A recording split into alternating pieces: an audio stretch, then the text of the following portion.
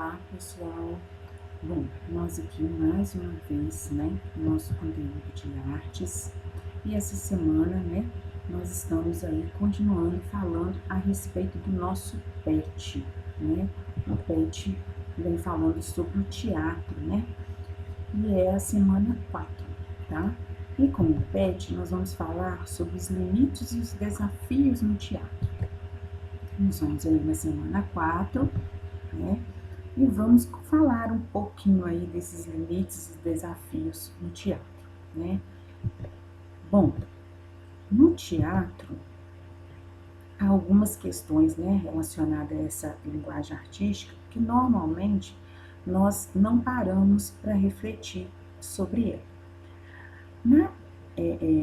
Nessa primeira questão que nós vamos comentar, nós vamos falar dos profissionais que estão envolvidos, né? Quando a gente pensa no teatro, normalmente vem logo na nossa cabeça, né?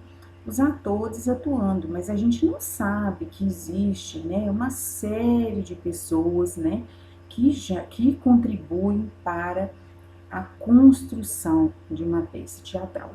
Né? Ao longo desse período que nós estamos estudando, nós já falamos dos elementos, né, do teatro, então, de toda a sua equipe, de como eles trabalham, já falamos, né, da colaboratividade, né? Então, hoje nós vamos falar aqui um pouquinho de alguns profissionais aí do teatro. Bom, nós temos aí o produtor, né? Quem que é esse produtor? O que ele faz? Então vamos falar um pouquinho. O produtor, gente, é um profissional, né, que fica responsável em captar recursos para a execução da peça. Ou seja, o que é esse captar recurso? É conseguir o dinheiro para pagar tudo que é necessário para que a peça ocorra, né? Nós já falamos isso, né? Para que uma peça ocorra, refinadamente, né? Então eu preciso de ter um limite máximo de dinheiro para eu fazer uma coisa exorbitante, né? Caso contrário, eu vou ter que fazer aquilo que está dentro do orçamento, dentro daquilo que o produtor consegue aí, né, captar. Então, por exemplo, esse dinheiro ele vai para comprar os tecidos, contratar as costureiras, né? Para fazer os figurinos, comprar os materiais, né? Que vai gastar. Depois, pagar os técnicos, né? Que irão construir o cenário, pagar os atores, né? São uma infinidade de coisas. O local onde será executada a peça, pagar, né? A iluminação, pagar a alimentação de todos os profissionais que vão estar ali envolvidos. Então, durante os ensaios, durante as apresentações, então o produtor é que consegue esse dinheiro aí, né, que vai arcar com toda essa produção, tá? Então, ele fica responsável por isso tudo, por ele buscar, né, esse dinheiro, patrocinadores, para todo esse evento. Então, ele fica por conta disso. E logo depois nós temos aí um outro profissional, que é o diretor. Quem que é esse profissional, né? Ele é muito importante, né? O diretor ele tem a função de criar ali uma liga entre os segmentos do teatro, do cenário, né? Os figurinos, os atores, a sonoplastia, a iluminação. Então, o diretor ele vai estar por trás de todas essas coisas que estão ali acontecendo, né? Essa função de fazer com que todas as coisas, né? Todas elas, né? Caminhem na mesma direção e que juntas, né? Cria ali uma liga, consigam transmitir a mensagem de que a peça, né? Se propõe a passar para os espectadores, para as pessoas, tá? E o diretor precisa de quem? Ele precisa dos atores, né? Eles precisam dos atores. E quando a gente pensa nos atores, a gente pensa assim, raramente, né? Pensa em como é complexo, como que é longínquo a formação de um ator. o quanto se demora, gente, para se construir um ator, né? Demora-se anos. Isso ocorre porque para ser, né, um ator, você precisa de muitas vezes interpretar e dar a vida, né, a pessoas, né, com personalidades totalmente diferentes, né, da sua vida. Então, os atores, eles, a cada papel que eles fazem, né, a cada participação que eles fazem em teatro ou em novela, eles fazem um personagem, eles trabalham com a personalidade deles, né? Como que ele vai agir e tudo. E para isso ele precisa de uma das características importantíssimas, tá, gente? Que um ator precisa se desenvolver é a expressão corporal. A expressão corporal, gente, ela desenvolve, né? Consegue transmitir, né? A expressão corporal, ela sempre que a gente segue consegue transmitir aquela mensagem usando apenas nossos gestos, né? As nossas expressões faciais, usando as mãos, e como o nosso rosto vai estar, né, se portando. Isso é uma expressão que se demora anos, né, para se aprender, conseguir, sim, se dialogar com as pessoas através dessa forma, né, assertiva e rápida. Então, são movimentos que eles vão, no momento que está gravando, eles não vão ter tempo de pensar em qual expressão eles vão fazer. Então, eles têm que estar ali, né, ágeis, rápidos, então eles precisam trabalhar muito tempo. Então o ator, ele precisa passar anos, né, fazendo aí essas experiências, né, de apresentações para que ele fique, como se diz, um excelente ator, né, vamos dizer assim. Bom, vamos aí para nossa, né, correção das nossas atividades. A primeira correção está falando o seguinte: observe as expressões abaixo. Então, nós temos aqui, né, 16 expressões, né, mostradas na figura. Então, essas expressões que mais te chamam a atenção, qual que é a sensação que elas vão, né, te passar. Então, o que está pedindo? O rosto humano, gente, ele tem 43 músculos diferentes que podem ser ativados ao redor dos olhos, do nariz, da boca, da mandíbula, queixo, sobrancelha, para fazer milhares de expressões diferentes, né? Às vezes fazemos, nem percebemos. E, né, como falei, nós temos aí essas expressões, né, que eu estou mostrando para vocês, e nós vamos aí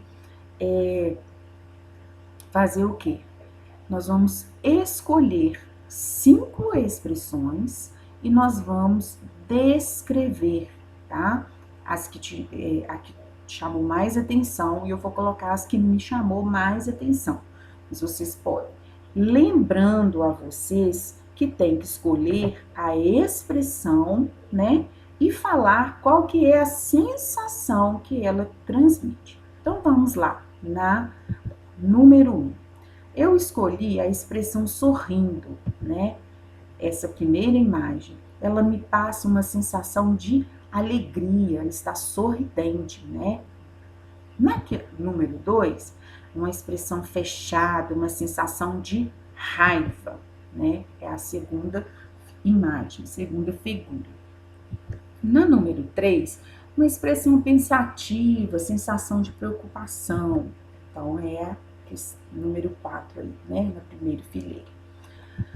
Na número 4, expressão de choro, sensação de triste, né? Escolhi a segunda da última fileira. E a número 5, expressão com a boca aberta, com os olhos grandes, sensação de espanto e surpresa, né? Eu escolhi essa. Então, gente, é só para vocês terem uma ideia.